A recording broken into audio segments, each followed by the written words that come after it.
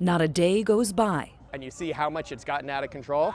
without someone needing help in the zone, Phoenix's largest homeless encampment. Nobody wants this in their neighborhood. We were mid-interview with Bill Moreland in front of his business, Electric Supply Inc. at 9th Ave in Madison, Hi, 917 West Madison. when we had to stop so he could call 911. We have a gentleman trespassing in the parking lot. He seems to be having a fit or a seizure of some type, and we've asked him to leave, and I don't even know that he can hear us. He's in the middle of some kind of an episode. About 5 minutes later, He obviously needs help of some type. police and fire crews pulled up Thanks. and put the man in handcuffs after he dropped the rod he was holding. Doing all right? We were told he'd be taken for an emergency psychiatric evaluation. I have employees who have been down here for 40 some odd years, and they never felt unsafe until the last 2 years or so. The biggest change, the growing number of people living in the encampment that surrounds his shop, and with that comes constant calls for first responders. The 12 News I-Team analyzed police 911 data around the zone, focusing in on these 9 key blocks. Since 2019, through June of this year, police responded to more than 4,000 calls for help. Just 5 types of calls account for more than half of the police response: trespassing, welfare checks, fights, assaults, and mental health transports. I've had an employee attacked and headbutted. I've had another employee have a knife pulled on him. The I-Team learned that starting in 2022, police were also required to respond to all calls for the fire department too. As of early November, calls for service to the fire department have already eclipsed the 3 full years before it, with spikes in nearly all kinds of calls, including breathing problems, assaults, and heat-related illnesses. In one 24-hour span on one fall day, the I-Team received tips on 3 different fires, 2 of which destroyed encampments, When you come home to nothing and you already don't have nothing, including Aisha's. starting over is very rough. Aisha said she'd been living on the streets in the zone for about 5 months when an alleged cooking fire from a neighboring tent destroyed her belongings. We've been through so much. You know, it's a one bad thing after another. And I'm not perfect, but God, you know, I just need a break. Makeshift fires are a common sight in the zone, To barbecue or to stay warm, I'm one of them. My bones, they hurt really bad. but if they get out of control, Engine 3, Fire Channel 5 for a debris fire in the shelter, 230 South 12th Avenue. My biggest concern is how many people get hurt. Personally, I'm not that worried that it's going to burn my building down. It's more going to hurt the people who are living in the tents. Bill is trying to be part of a solution, serving on the board of directors at Central Arizona Shelter Services, or CAS, the state's largest homeless shelter in the heart of the zone. What we need to do is we need to build a lot more shelters. CAS has plans to add more than 200 new specialized shelter spaces for seniors and those experiencing mental illnesses over the next 2 years. In October, the city of Phoenix also approved a new shelter space in Tiny Home Pilot. Our goal is to have it open by May of 2023. But it's still not enough right now to cover the more than 900 people on the streets in the zone and hundreds more unsheltered throughout the city. We're going to end up paying for people to be out here on the street one way or another. I mean, we can pay for the fire department to come down and put out a tent fire, which is about the worst way to handle it, or we can pay to have the people have someplace to go so that they're not setting their tents on fire. The need has never been greater for Aisha and her partner, We're actually waiting for housing. but for now, they're left in the ashes, The city, supposedly, I guess they're gonna come and clean up. waiting for a chance to start from scratch yet again. One day at a time, right?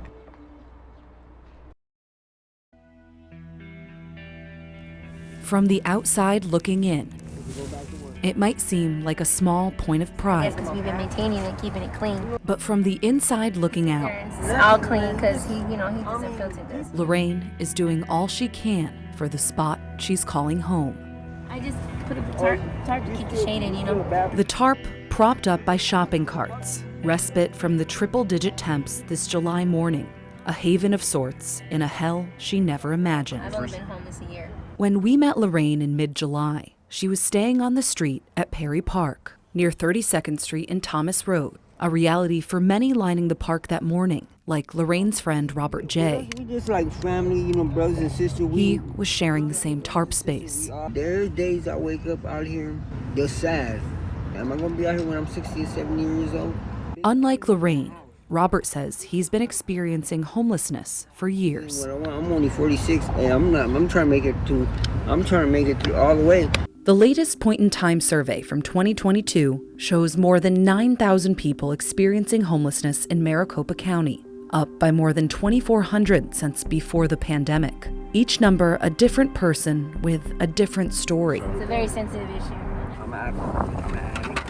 When COVID hit, then my landlords decided not to renew my lease, so they put me on the streets. Each story leading to this vulnerable chapter at Perry Park. I nearly died out here. My phone has been stolen 3 or 4 times. By myself at night out here, I don't sleep because I always have to be watching my back. So during the day is when I get my rest. In the past year, crime mapping shows cases of drugs, shootings, assaults, and vandalism. Safety concerns that impact the whole neighborhood. And I see the fights, I hear the fights. We've heard the gunshots. We've had to shelter in the back of our house. Morgan Saylor lives down the road from Perry Park. We've seen people having sex up against the side of the building here. People passed out. People just sitting out here smoking meth or whatever they're smoking.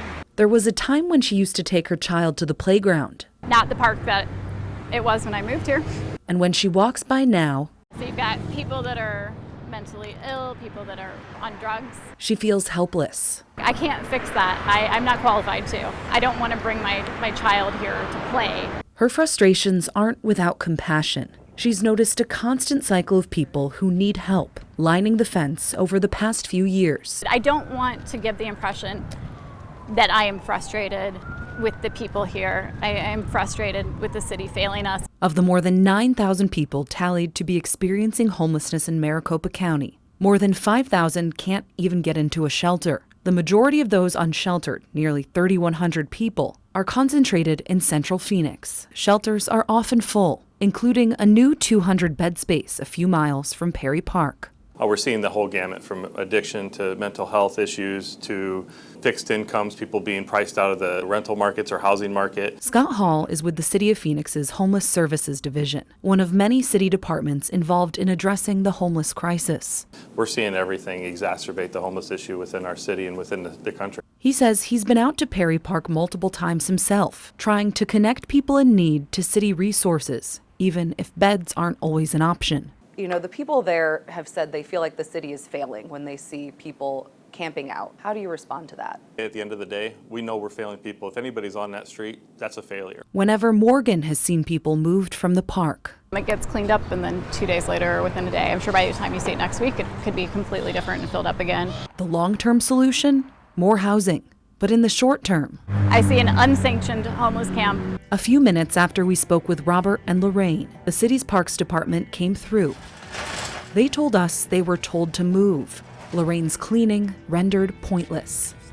As they start picking up, moving a few feet away across the street, which keeps them technically off the park's property, but no less unsheltered. And I guess at the end of the day, I'm angry at the city government because I feel like they're failing the residents here and they're failing the people in the park.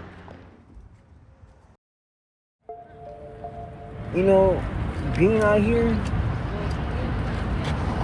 it's not worth it. If you look throughout Phoenix, you can see the cost of a crisis. I talked to some of the kids out here. They asked me, how long have you been out here? I said, I've been out here a long time. Robert J. is 46 years old. I said, you see these gray hairs? I didn't get these gray hairs for no reason. I've been out here since I was 15. Dropped out of high school and didn't really care much about nothing else. Got to doing drugs and drinking. A path where he wants help.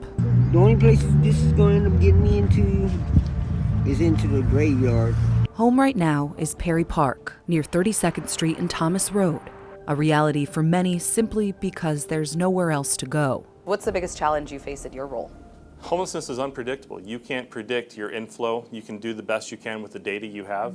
Scott Hall is with the City of Phoenix's Homeless Services Division. Over the past 4 years, reports have soared to Phoenix Cares, a city helpline designed to respond to reports of encampments or those experiencing homelessness. And the top spots are all public places. Number 1, with the most calls, Burton Bar Library.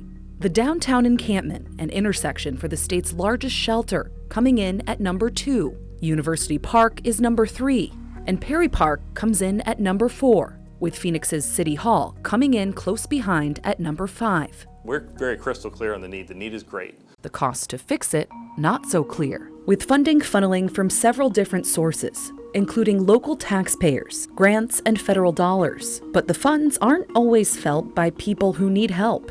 It's a struggle, especially in the summertime. Robert W. shared he'd been homeless since his landlords decided not to renew his lease during the pandemic. No availability, so then my voucher expired. He's been staying at Perry Park for the past year and says he'll often make the trip to the Human Services campus to try and get help with housing, but no luck. I should have been housed already. One of the city's biggest funding sources is the federal government, which has given Phoenix nearly $100 million in COVID relief money to address homelessness and affordable housing since 2021. But it turns out the city hasn't spent most of that money. Many of the projects weren't approved until June of this year. Even so, the city has only spent about $9 million, less than 10% of these federal funds. And the money has an expiration date.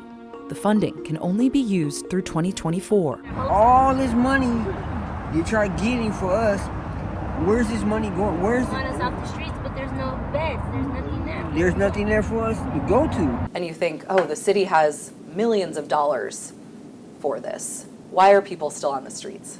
It's not as easy as just you have a flat number and that's who you have to solve for, because you have a outflow number of people you're able to place and get housed and in treatment and in shelters connected with family, but you also have an inflow number. In short, more and more people are becoming unsheltered, and despite the millions of dollars budgeted to help, the city can't keep up. If everybody was to put their hand up and say, I want a shelter bed right now, the answer is no. But we do have a functional system where when we do get people who are willing, we can usually find them a shelter bed. The state's largest shelter, Central Arizona Shelter Services, or CAS, is right in the heart of downtown Phoenix. It added more beds in June, bringing the total to 600, which are typically all full. The latest count at the end of August tallied more than 820 people living on the streets outside the shelter, an area that's come to be known as the Zone, Phoenix's largest homeless encampment. And in early August, residents and property owners sued the city over conditions in the zone. We're one of the fastest growing cities, and that's a good thing, but there's consequences that come with that. The housing market gets short. Right now, inflation is high. So ultimately, homelessness ends with someone being housed. We're talking with Scott in a new shelter space near 28th Street in Washington. It has 200 beds, and there's even space for pets. But this shelter is perpetually full. Was the city of Phoenix prepared for that influx of people? Prepared is probably a big term to use, but they were preparing for it. And we prepare for it by creating a robust rental assistance program. We've been adding shelter capacity over the last several years. We've increased our housing projects and our funding toward homelessness. And some of this is only temporary. This particular shelter, which opened as a joint project with Maricopa County, is only in the budget through December 2024. But that doesn't mean 200 beds are just going to go away like that. We'll evaluate and see how we can fund it, look for other fund sources. In the meantime, Scott says the city is trying to online new shelter options and continue assistance programs. And building housing isn't a quick process, and it's an expensive process. So when you hear these large amounts of money, sometimes it gets consumed up pretty quickly of building shelter projects and housing projects. Long-term projects when people need help now. When do you think Phoenix will be at a point where there is enough affordable housing for everyone? I can't answer that question. I hope soon.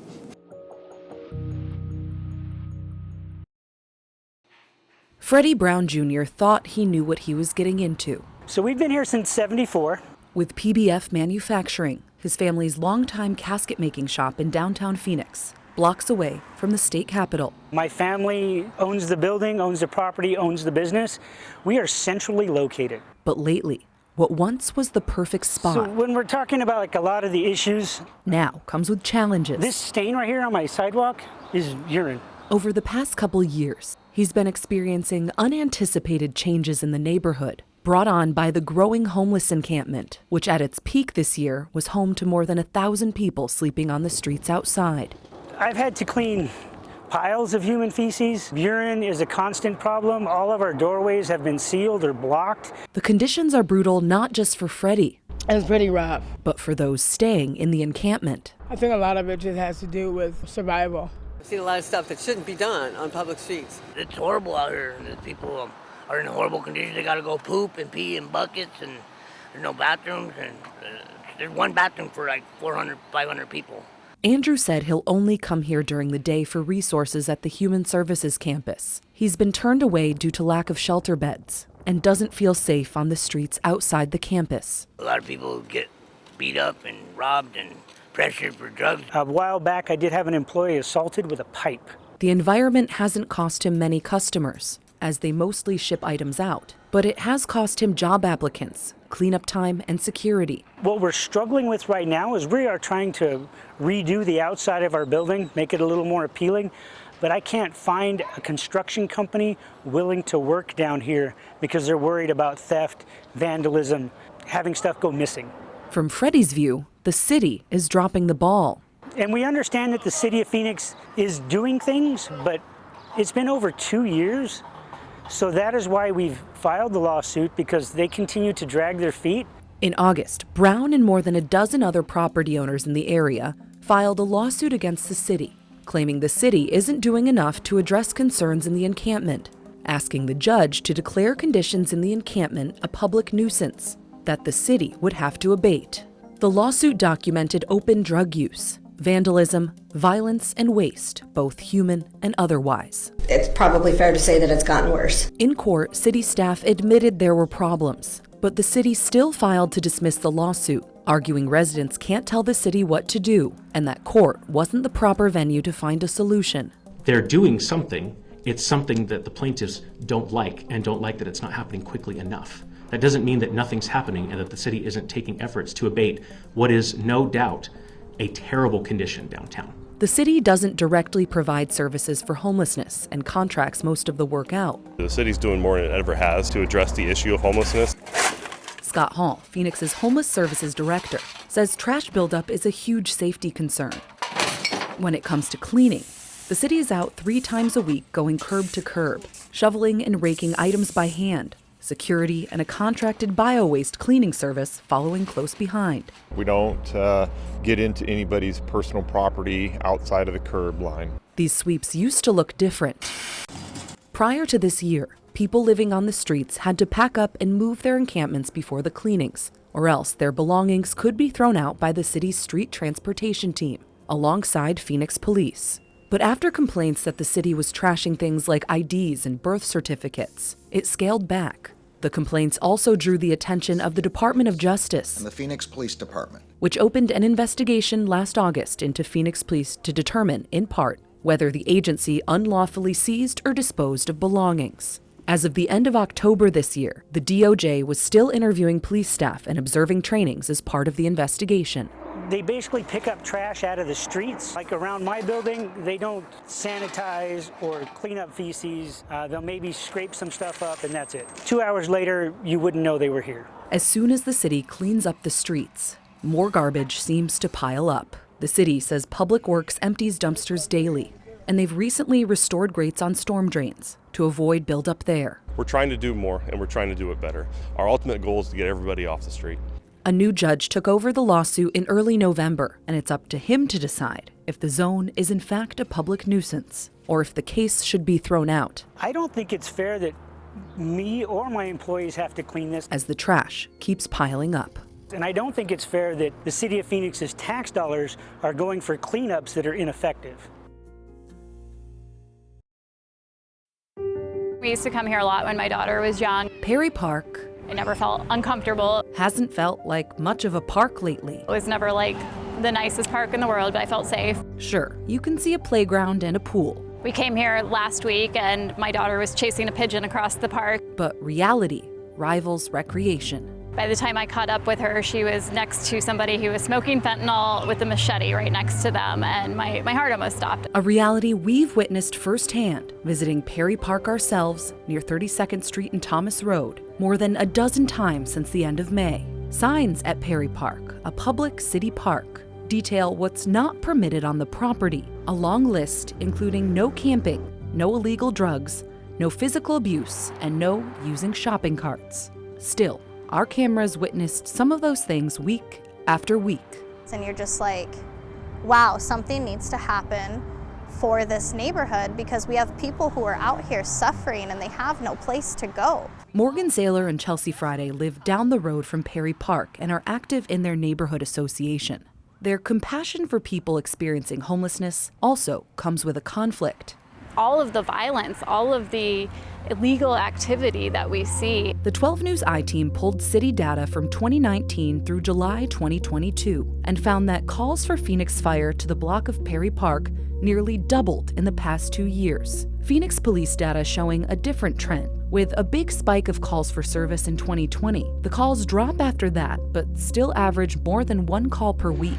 Today, I actually see a bunch of kids in the pool, which is really exciting to see. In mid-June, we asked Phoenix City Council member Carlos Garcia to walk through the park with us to try and explain. But you obviously still see a lot of people who are staying in the park, who may not have a place to live or maybe doing other things. Despite numerous calls to police, the city can't arrest someone for being homeless. We cannot criminalize homelessness and people that don't have a shelter. And that's not what neighbors want. But the increased police and fire calls take a toll. Because of the situation, we can't even have the bathrooms open. And so I'd love to see not only Perry Park, but every park in the city of Phoenix being used to its max potential. The problem is that there's not enough shelter space for people who need it. And when people resort to parks, it feels like the city isn't trying to even find real sustainable solutions. What do you say to the parents who don't feel safe taking their kids to Perry Park? If no one feels safe in a particular situation, that's a parent's job to gauge that. Danielle Poveromo is a deputy Parks and Recreation director with the city of Phoenix. See something, say something. People are saying something, and it's not just about calling police or fire. If there's a concern regarding an encampment or homelessness, people in Phoenix are encouraged to report it to Phoenix Cares, a program that uses a variety of city services, including the Parks Department, to provide help, education, and cleanup. And since 2019, the 12 News I-Team found that the number of reports has skyrocketed. The city's records tallying more than 21,000 cases over the past 3.5 years, with number of cases in the first half of 2022 on pace to eclipse the full years before it. We are there 7 days a week, monitoring, inspecting, cleaning our parks every day. So we address those situations as they come up and as we see them. And like neighbors told us, the reports at Perry Park significantly increased during and after the pandemic. Morgan, who shared her phone records with us, called Phoenix Cares for help 3 times in the past year, plus other calls to other city departments, including parks and police. Many different departments involved, and they just point fingers at each other. And as a busy resident, I have a full-time job, I'm a mom, Chelsea has 4 children, we could be on this merry-go-round for the rest of our lives. City data through June 2022 shows all the calls to Perry Park have been resolved. But Morgan's point is that there's always another concern popping up. It's heartbreaking and exhausting. We are trapped in this bureaucratic cycle we can't get out of. Garcia's office and other city departments have tried to show they aren't ignoring Perry Park. There's programming like soccer, but it's seasonal. And in early July, the city opened up a skate park on an old tennis court, much to neighbors' excitement. It's really getting to be wonderful. It had deteriorated a lot. And at the end of July, Water Day, where I saw a few dozen people turn out. Councilmember Garcia also showed us a mural from another park activation event. It's one of those where you're just kind of part of the group. Activation events where neighbors are encouraged to come and use the park. It is on all of us. I think it's important for neighbors to activate the park. I think when there's an empty public space and it's the only place where unsheltered people can be, they're gonna go there. Both Chelsea and Morgan said they've brought their families to some of these activation events, but don't see a lot sticking after the events are over.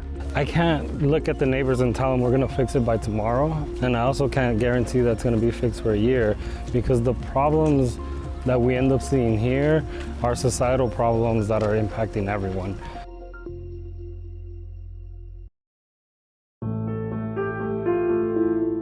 When I was going 40, it was way faster than I was. Because I remember thinking the guy was going way too fast to stop in time. In your opinion, should he have been able to see the pedestrians?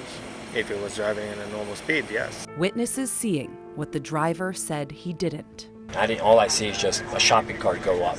Two people crossing 32nd Street on Yale, about a quarter-mile south of Thomas Road. But you didn't see them prior to the shopping cart, right?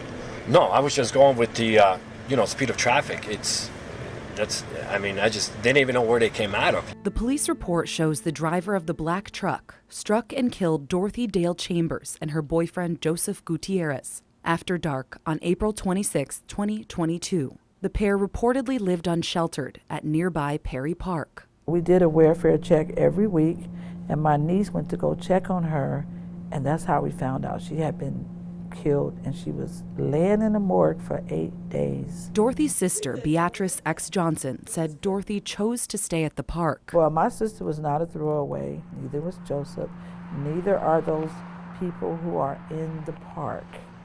They are human beings. But her family never anticipated she'd be killed in the road next to it. We know that my sister did not do nothing wrong.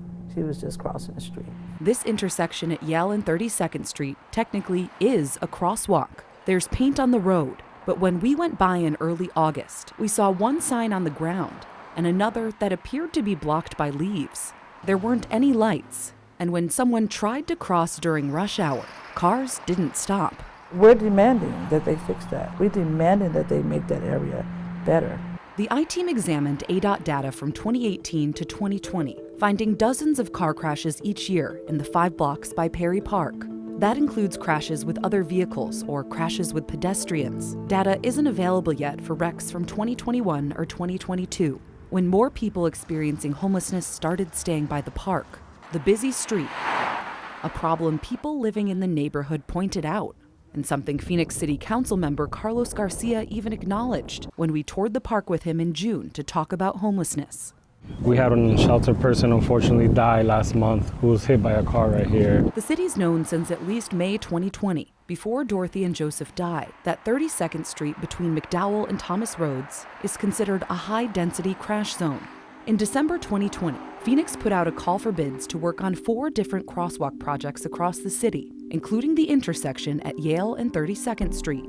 City Council approved a contractor to do the work in April 2021, and all 4 signal projects were supposed to be completed by the end of May 2022. But that didn't happen. At the end of July 2022, the contractor requested an extension into September, blaming supply chain issues. The city signed off on the extension, but it's not clear when the work will be done. As of the last day in August, 3 of the 4 projects don't appear to be operational. I just talked to her and she said, "I love you, little sis." Families like Beatrice's, mourning lives lost in an instant, while change is in slow motion. We don't want this to happen to any other family.